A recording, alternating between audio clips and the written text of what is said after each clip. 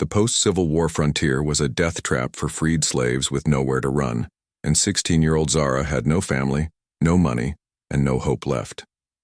Bounty hunters tracked her across Texas, hired by her former owner's son who refused to accept emancipation and wanted his property back. When cornered in an abandoned cabin, she expected to die alone until a silent cowboy stepped between her and the men hunting her.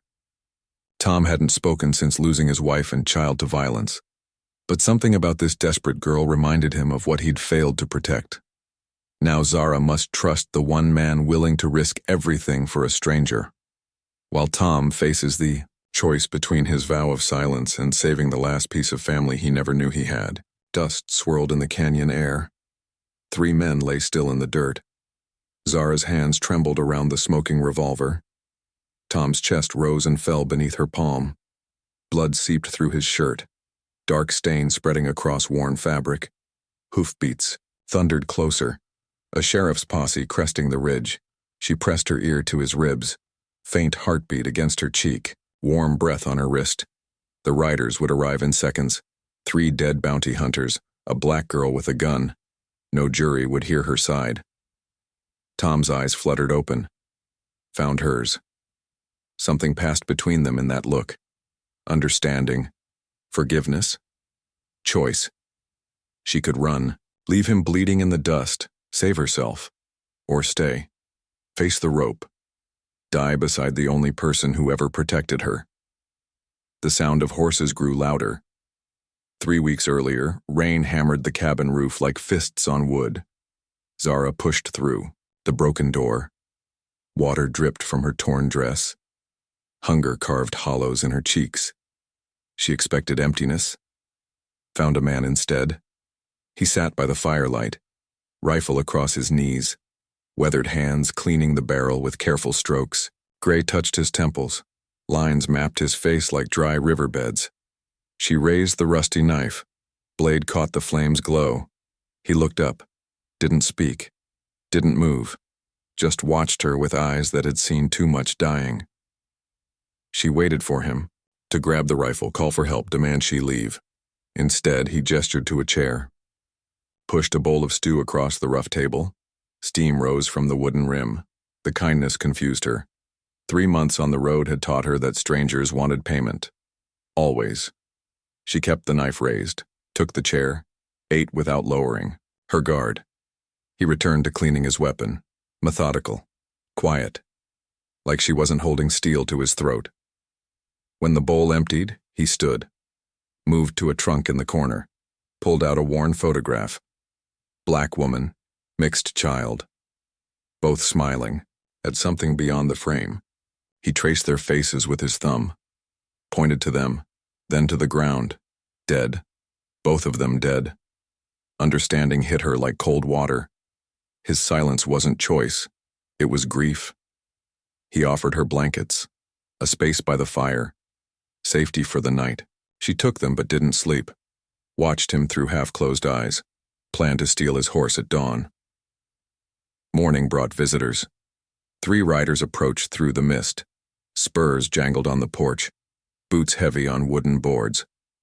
Tom moved, faster than she expected, lifted a floorboard, pushed her into the root cellar below. Darkness swallowed her whole. Their voices filtered through the gaps. Rough, demanding. Looking for a runaway. Girl named Zara Washington. Rewards $200. She heard Tom moving above. Chair scraping. Coffee pot clanging. Boss says she's dangerous, been stealing, causing trouble for decent folk. Through the floorboard cracks, she watched Tom serve them coffee. Calm, unhurried, like he had all day. Her heart hammered against her ribs.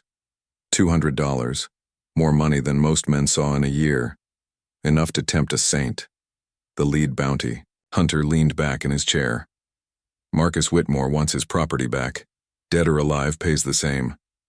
Tom's hand stilled on the coffee pot. Property. The word hit like a slap. She was free. Had papers to prove it. But Whitmore didn't care about papers. You see her, you send word. Whitmore's got men all over Texas. She can't run forever. They finished their coffee, mounted up, rode toward the next county. Tom had pointed them wrong, sent them chasing shadows. When their hoofbeats faded, he lifted the floorboard, helped her climb out. She faced him across the small room, knife back in her hand. Why? He moved to the trunk again, pulled out folded papers, legal documents with official seals, her emancipation records. How did you get these? He couldn't answer with words. Drew instead. Crude sketches on brown paper. Plantation house. Figures in chains. Men with whips. Then fire. Smoke. People running. More drawings. Bodies in shallow graves. Families torn apart. Women and children loaded into wagons. Her blood turned to ice water. He's done this before. Tom nodded. Drew a map. Marked locations with X's, each mark a place where freed slaves had vanished. Whitmore wasn't just chasing her, he was hunting them all. Those bounty hunters, they're not lawmen. Tom shook his head. Drew more figures, men with ropes, wagons heading south toward Mexico, slave traders, operating outside the law. She understood now.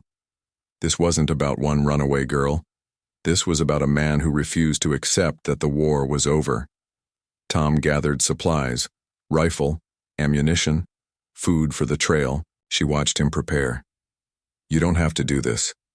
He stopped, looked at the photograph again. The woman's face, the child's smile. Then at Zara. Same eyes, same stubborn chin. Family. The only family he had left. He shouldered his pack. Opened the door, waited. She could stay, try to hide, wait for Whitmore's men to find her, or trust the silent cowboy who'd already saved her once. Outside, storm clouds gathered on the horizon, dark promise of harder weather ahead. She followed him into the morning light, into whatever came next. Behind them, smoke rose from the cabin's chimney. Last warmth they'd know for a long time. The hunt had begun. The trail stretched like a scar across broken earth. Tom rode ahead, silent as the grave he'd left behind. Zara followed on the mare he'd given her, kept distance between them. Trust came hard when survival depended on it. He taught without words, pointed to cloud formations that meant rain, showed her how to read wind patterns in the grass, which water ran clean, which would poison. She learned fast, had to. But his eyes lingered too long when he thought she wasn't watching. Something hungry in his stare, something that made her skin crawl.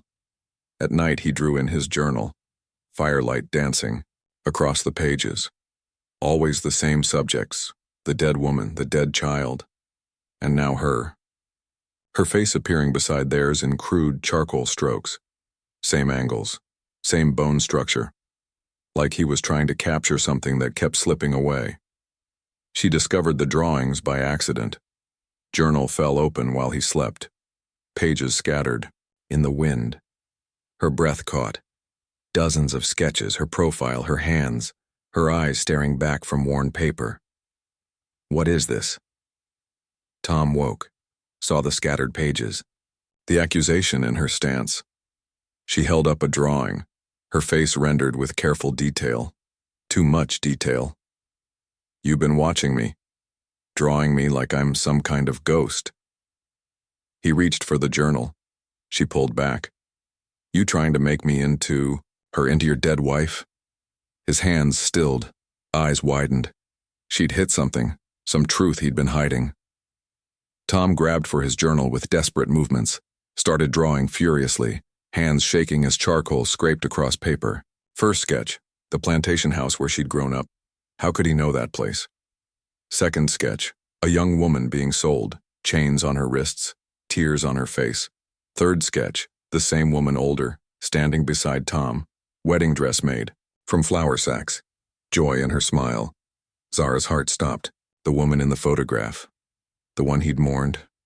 Same nose, same stubborn chin, same eyes that stared back from every mirror.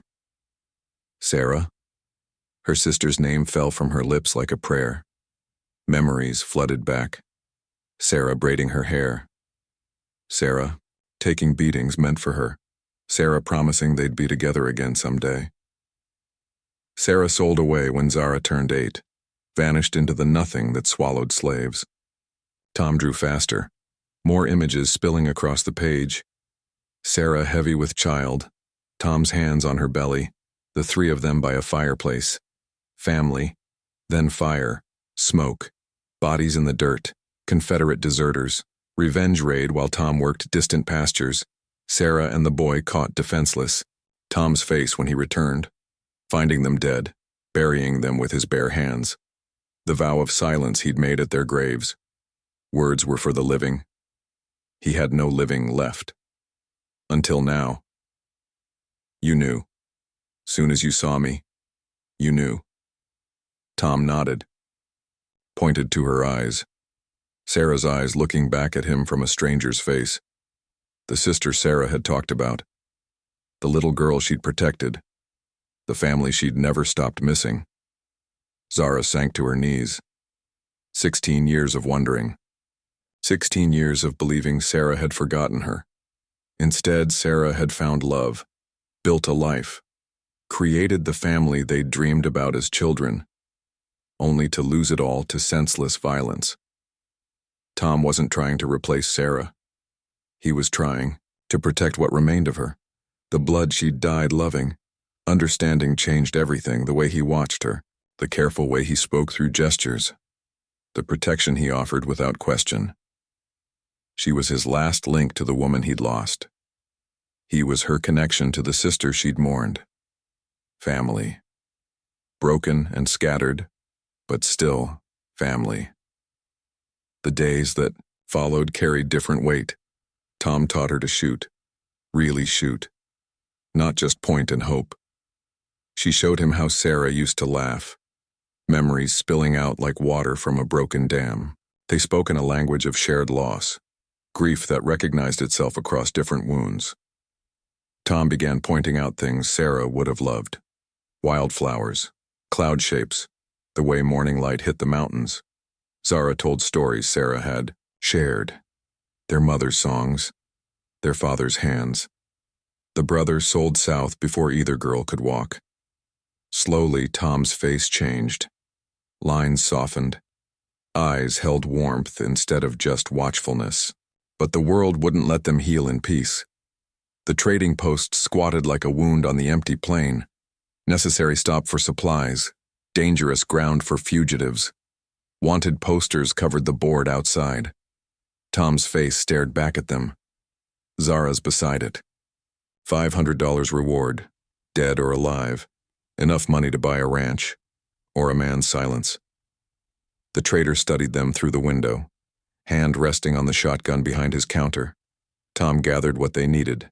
Ammunition, jerked meat, coffee, grounds. The trader's eyes never left Zara's face. You folks traveling far?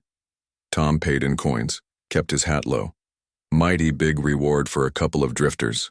The trader's hand shifted on the shotgun stock. Zara felt the walls closing in, every face in the small crowd turning toward them. Calculations being made, $500, more than most would see in 5 years. The sheriff pushed through. The door, badge gleaming on his vest, hand already reaching for his gun. Well now, what do we have here? Tom stepped between Zara and the lawman, body coiled tight as a spring. The sheriff's smile held no warmth. Marcus Whitmore's been looking for you folks. Seems you've caused him considerable trouble. Other men gathered behind the sheriff, hands on weapons, eyes on the reward money. Now we can do this easy or hard, but either way, you're coming with me. Tom's silence stretched like a held breath. Then he moved, fast as lightning, faster than seemed possible for a man his age. He grabbed the sheriff's wrist, twisted. The gun clattered to the floor. Run. The first word he'd spoken since Sarah died, rough with disuse but clear as a bell. Zara ran. Gunfire erupted behind them. Wood splintered, glass shattered. Zara reached the horses first. Tom stumbled from the trading post, blood on his knuckles, fire in his eyes. They rode hard across broken ground, dust clouds marking their passage like smoke signals. Behind them a posse formed, sheriff's voice carrying on the wind, orders shouted, horses saddled. The chase had begun in earnest.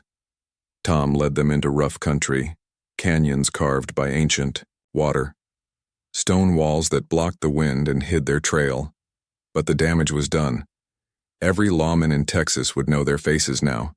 Every bounty hunter would smell the money. They made camp in a box canyon. No fire. Cold beans from the can. Water rationed like liquid gold.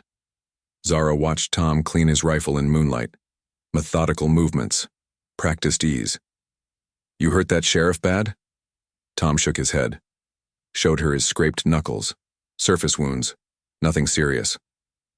"Good. Don't need killing on our conscience." But killing might find them anyway. The posse would carry rope alongside their guns. Judge and jury riding together. Tom pulled out his journal. Drew by starlight. New images now. Wanted posters. Sheriff's badges. Nooses hanging from tree branches. The net tightening around them. "Maybe we should split up." Tom looked up from his drawing, eyes sharp in the darkness. "You got no reason to die for me. Could disappear into Mexico. Start fresh." Tom closed the journal, reached for the photograph. Sarah and the boy smiling back from faded paper. He pointed to Sarah, then to Zara, then to himself. Family didn't abandon family, not while breath remained. "I'm all that's left of her." Tom nodded, but his gesture said more. She was all that remained of his world, his purpose, his reason to keep breathing. Without her, he returned to being a ghost. Morning brought worse news. Riders on the horizon. Too many to count, too close to outrun. Tom studied them through the spyglass, shook his head grimly. Not just the sheriff's posse, private men, professional hunters. Whitmore had arrived. They broke camp fast, rode deeper into the canyons, but the walls that hid them also trapped them. The pursers knew these lands, herded them like cattle toward slaughter. By afternoon, the trap became clear.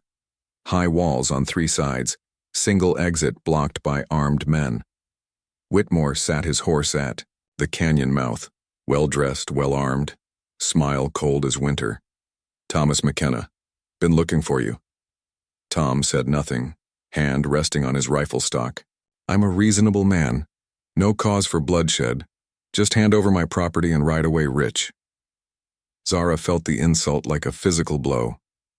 Property, as if emancipation meant nothing. 500 in gold, enough to disappear proper. Whitmore's smile widened. "Course, if you prefer the hard way, that suits me fine. Dead or alive pays the same." The bounty, hunters spread out, rifles ready, no mercy in their faces. Tom dismounted, walked forward, hands visible but ready. Smart man, knew you'd see reason. But Tom kept walking, past the point of negotiation, into the space where words ended and choices began. "See, the thing is, McKenna, this ain't just about one runaway girl." Whitmore gestured to his men. "Got me a business arrangement. Folks down in Mexico pay good money for workers, don't matter if they got papers or not." The truth hit like cold water. This wasn't about reclaiming former slaves. This was human trafficking, pure and simple. Been operating 2 years now. 100 head moved south. Good profit margins. Some of the bounty hunters shifted uncomfortably. They'd signed on to hunt fugitives, not kidnap free citizens. "Your girl there ain't even from my daddy's plantation. Just picked her up along the way. Pretty young thing like that brings premium prices." Zara's blood turned to ice. She'd never been Whitmore's property, never been on his land. She was just convenient prey. How many others? The words scraped from Tom's throat, rusty with disuse. "Oh, you got questions now? 100, maybe more. Hard to keep count when business is booming. Families torn apart, children sold. Freedom turned into chains, all for profit." Tom's hand moved toward his gun. Whitmore's men tensed. Now don't go getting heroic, McKenna. You're outnumbered 10-1. But Tom had stopped calculating odds. This wasn't about survival anymore, this was about justice. Last chance. Hand her over. Take your gold. Right away. Tom looked back at Zara. She saw the decision in his eyes. He was going to fight. All of them. Hopeless odds. Just like he couldn't fight for Sarah and the boy. Tom, no. But he was already moving, drawing iron, finding targets. The canyon exploded in gunfire. Horses screamed. Men shouted. Bullets sparked. Off stone. Tom rolled behind a boulder, rifle cracking, each shot finding its mark. 3 men down, 7 still shooting. Zara grabbed Tom's spare rifle, found cover, joined the fight. She'd never killed before, never wanted to. But Whitmore's operation had to end. The trafficking, the kidnapping, the buying and selling of human souls.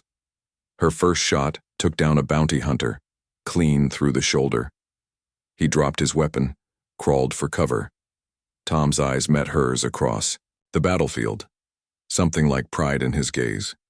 Sarah would have fought too, would have stood her ground against evil. The gunfight raged until sunset. Then silence fell like a curtain. Smoke drifted through the canyon. Dust settled on still forms. Tom lay bleeding behind his boulder. Bullet through the shoulder, another through his leg, but alive. Still breathing, 3 bounty hunters dead, others wounded, retreated with their boss. For now. Zara knelt beside Tom, pressed cloth against his wounds, blood soaked through her fingers. We hurt them bad. Maybe they'll give up. Tom shook his head, pointed toward the canyon mouth. More riders approaching. Fresh men, fresh weapons.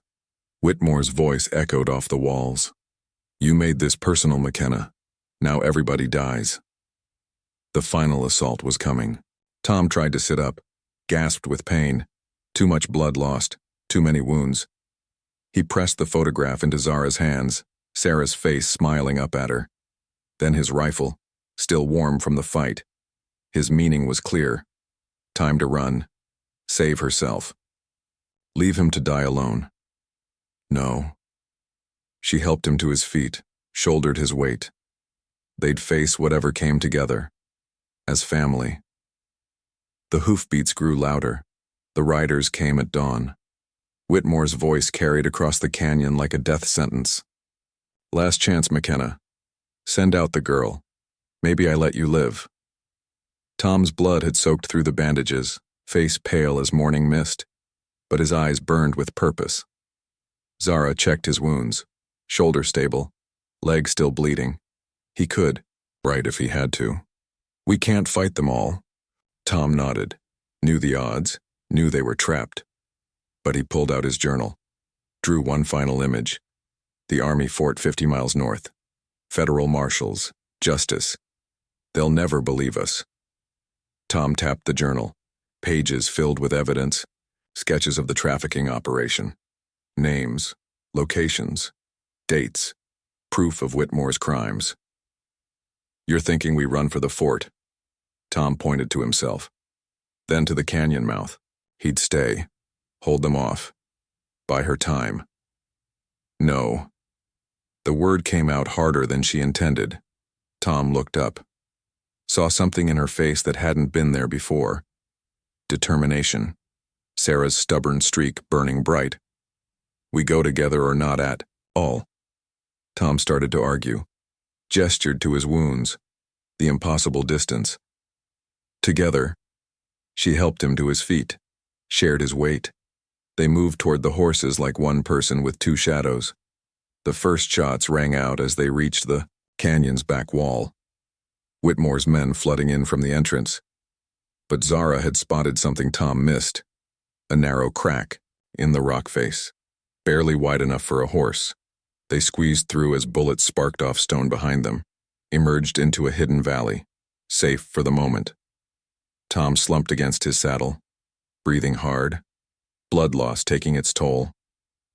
How far to the fort? He held up 5 fingers. 5 hours of hard riding. Maybe 6. Can you make it? Tom's smile held no humor, but he nodded. Sarah's sister deserved his best effort. They rode through country that seemed carved from bone. White rock, sparse grass, sky the color of old pewter. Behind them, dust clouds marked pursuit. Whitmore wouldn't give up easy, too much money at stake. The sun climbed higher. Tom swayed in his saddle. Zara rode close, ready to catch him if he fell. Talk to me, stay awake. Sarah. The word came out cracked, broken. She sang. When she worked. Zara remembered, her sister's voice floating over the cotton fields, sweet and clear as morning water. What songs? Swing Low, Amazing Grace, old hymns. Tom's eyes focused on something distant. Made everything bearable. They rode in silence after that, each lost in memories of a woman who'd connected their lives. The fort appeared like a mirage. Wooden walls, flying flag, soldiers drilling in the yard. Tom barely stayed conscious as they approached the gates. Zara called out to the sentries. We need to see the commanding officer, federal business. The captain who met them had hard eyes and a harder jaw, listened without interruption as Zara told their story. Tom's journal provided the evidence, sketches, names, locations of the trafficking operation. This man Whitmore, you're certain about these accusations? Zara nodded. He's got 100 people in chains, maybe more. The captain studied Tom's drawings. Professional interest replacing skepticism. We've been hunting Confederate holdouts, slavers operating outside the law. He called for his sergeant. Prepare a patrol, full strength. We ride within the hour. The rescue happened faster than expected. Federal troops surrounded Whitmore's operation, freed dozens of captives, arrested the entire network. Whitmore himself tried to run, caught at the Mexican border with a wagon full of stolen people. The trials lasted weeks. Tom testified from his hospital bed. Zara's witness sealed the prosecutions. Justice came in the form of rope and federal prison. The trafficking network dismantled forever. 6 months later, Colorado territory stretched before them like a promise. Clean air, open sky, land that had never known slavery. Tom's wounds had healed, left him with a limp and careful movements, but alive, grateful. Zara had learned to read and write, Tom teaching her letters by firelight. Sarah would have been proud. They'd built a small ranch. Nothing fancy, but theirs. Honest work, honest living. Tom spoke more now. Not much, but enough. Words came easier when they mattered. The letter arrived on a Tuesday. Dusty Ryder brought it from the territorial capital. Zara read it twice, then handed it to Tom with shaking fingers. Sir, I believe you knew my father. I am seeking Thomas McKenna. My mother was Sarah. I am your son. The boy had survived, hidden during the raid, raised by neighbors, spent years searching for his father. Tom stared at the letter, tears cutting tracks through the dust on his face. He's alive. Zara watched hope bloom in his eyes, the first real hope since Sarah died. Says he's in Denver, working for a freight company. Tom stood, walked to the window, stared at the mountains between them and the territorial capital. 3 days hard riding, through dangerous country, away from their safe life, but family called, blood called. We leave at dawn. Zara packed their supplies. Tom saddled the horses, both understanding that their peaceful time was ending, but ending toward something better. Something worth the risk. Tom mounted up, looked back at the cabin they'd built together. Sarah would have wanted this. Zara swung into her saddle, adjusted her hat against the morning sun.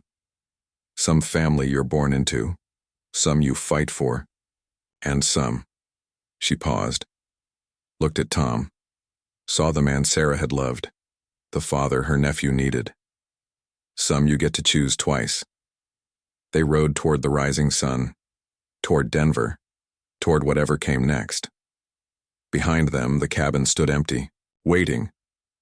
But ahead lay possibility. A family scattered by violence, reunited by choice. The mountains watched them go, silent witnesses to hope reborn. And that is all to the story for now. Please let me know where you are tuning in from. Perhaps we will create a story there. Consider liking this video and subscribing to our channel. It helps motivate me write each story. See you tomorrow.